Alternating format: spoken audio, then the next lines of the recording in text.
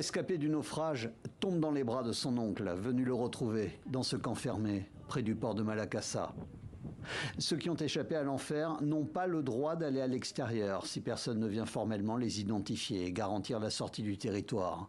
Pas le droit non plus, en principe, de témoigner, mais certains récits commencent à passer. La correspondante de TV5 Monde sur place a pu en recueillir. Qu'ils disent tous d'une part que le bateau est resté immobilisé plusieurs heures et qu'il y avait un navire des gardes-côtes grecs qui était juste devant. Et d'autre part, tous disent absolument qu'il y a des filins qui ont été lancés par les gardes-côtes grecs et que pour une raison inconnue, est-ce que c'était pour les aider, est-ce que c'était pour les tracter vers les eaux internationales ou les ramener vers la Grèce? Ça, c'est quelque chose qu'on ne sait pas encore.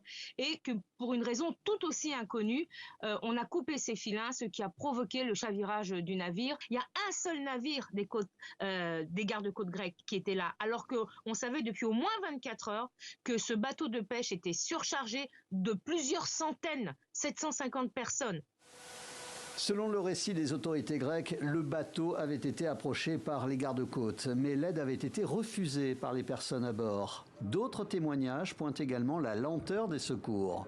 La BBC a recueilli les datas liées au trafic maritime au large du Péloponnèse, le jour du naufrage. À 15h GMT, à la demande des gardes-côtes grecs, ce bateau civil dévie sa route et fournit eau et nourriture aux occupants du bateau, qui, une demi-heure plus tard, est survolé par un hélicoptère des gardes-côtes. 2h30 plus tard, un autre bateau civil se porte à la hauteur de l'embarcation des migrants.